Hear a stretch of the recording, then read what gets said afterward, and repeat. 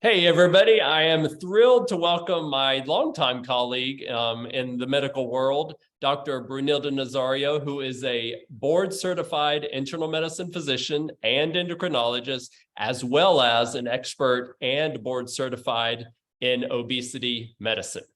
Hi, We're here everyone. today to talk to you about the use of semaglutide, which is also known as Ozempic or Wegovy. You hear a lot about it. There's a lot of hype about it, but I'm sure you also have a lot of questions about it. So that's why I wanted to lean on Dr. Nazario to help answer some of your questions that are top of mind. So let's get to it and welcome, Dr. Nazario. Thanks, Michael. Nice to see you. Hi, everyone. So let's just start here. Does the drug work for weight loss? And if so, how does it work? Michael, it works great. And that's why it's become so popular. How does it work? It works better probably than any other medication on the market right now. You see more folks losing more weight, about 15% of weight loss and almost 80% of people that take it. So it's a great drug. It works. People are rushing to it. However, not all obesity is the same. Not all weight issues are the same. And so that might not be the drug for you, because what we're seeing is a lot of weight regain once you stop the drug. Yeah, right. So you're saying it works very effectively for at least short-term weight loss, but then what happens when you stop the drug typically? What are we seeing? Yeah, well, when you stop the drug, what typically happens is it's very successful at weight loss. Your weight goes down. Unfortunately, along with that, your metabolism goes down. So you lose the weight, you stop the drug, your metabolism is slowed. And so what happens is you start to regain some of the weight back, right? It's like any other chronic disease. When we think about weight issues, we have to think that it's a chronic condition. It doesn't go away, and many times it relapses. So there has to be a plan aside from the medication. There has to be a long-term plan to keep that weight under control.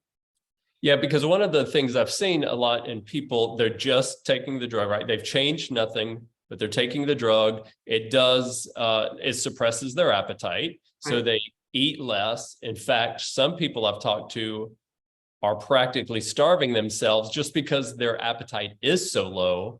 So tell me, what are your thoughts on like the effects of that, like on your muscle and on the ability to, you spoke to it a little bit, but on the ability to really keep that weight off if you really haven't changed anything Yeah. else? So it's easy, I say, to help people lose weight, right? The way to lose weight successfully is just to reduce the calories and really do a bit more physical activity so that your body is burning more, and it needs that calories to survive. And so it taps onto that weight. You'll lose weight that way.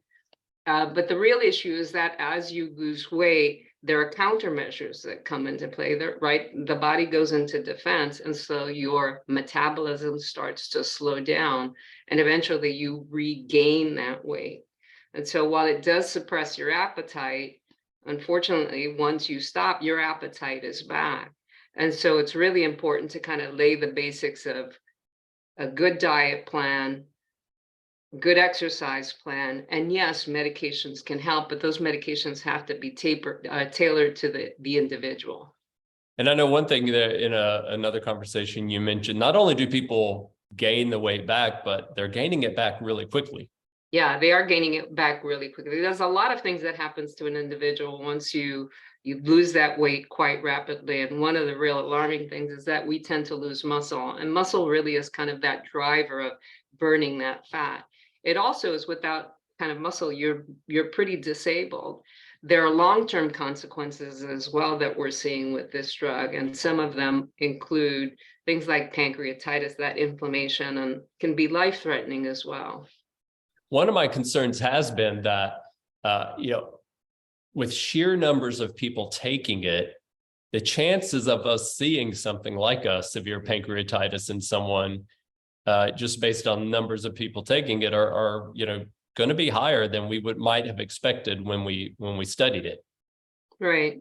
I've seen actually a couple of cases. Again, there's a large array of medications that are available for weight loss, and they definitely boost any attempts at weight loss with diet and exercise, right? But it has to be tailored to the individual.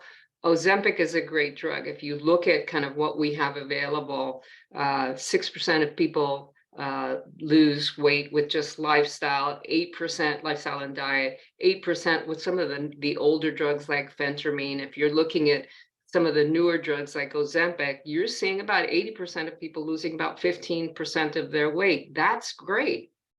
But again, weight loss is not the issue, is that weight maintenance, and there has to be that long-term Yeah. plan. Medications are great for those that need it. Speak to your doctor if you need some help losing weight, but the basis has to be a lifelong healthy diet plan and exercise plan as well. Well, the drug works. What if people just stayed on it for life? Why can't they do that? Well, here's what I tell my patients: nobody's a snowman, right? You can stay on the drug for life if you choose, but your metabolism does start to slow down, and so you will regain that weight. You're not going to see the benefits that you're seeing long term. And at this point, we really don't know long term. If you took this for life, what are the consequences to that individual? Short term, we're seeing some pretty devastating effects on muscle and on some of the organs that are going on. We're seeing some great effects as well. But, again, your treatment for weight loss has to be tailored to you, and it has to have an underlying basis of diet and exercise. So is it fair to say, like kind of in summary, that if you take semaglutide, Ozempic, you will, chances are 80% likelihood that you will lose weight. Yes. But during that process, because of the way that you're losing the weight by purely just decreasing your calorie consumption significantly, you're losing muscle mass during that time, your metabolism slowing down, so that once you get to your weight loss goal and theoretically come off the drug, your body condition is really worse off than even before when you started. Is that accurate? I think there are definitely some things that are worsened when you lose the weight, regardless of what medication that you're on. There are some specific concerns with Ozempic, but all medications are going to lose weight if it's rapid. And even bariatric surgery, when you lose weight with bariatric surgery, there are some positives, but there are some negatives, right? And like I told you before in the conversation that we had, not everyone with weight issues is the same. And so, the most important thing that we can do is figure out what it is that is causing you to lose control of your weight. It is a chronic disease. It's a relapsing. So if you lose that weight, you're going to regain it. And you don't necessarily regain it steady. You get to certain plateaus, you regain, you get to certain plateaus. And so there's opportunities along the way to get this disease, because it is classified as a disease, weight issues, under control, but it has to be personalized to that individual. And would you say the key to maintaining that weight loss is actually during your weight loss phase is learning, yes. Well, first of all, doing it in a comprehensive way that involves, the right nutrition, exercise, dealing with stress, dealing with all the emotions. That's why it's such a complex disease. But while you're losing that weight, doing that work on yourself so that when you are into maintenance, you've basically established the healthy habits to help keep the weight off. Absolutely. Again, one of the things that I said was in tailoring your treatment, sleep was in there. And so it's not just diet and exercise, but I did talk about sleep. When you eat, are you just eating 3 times a day and just devouring food?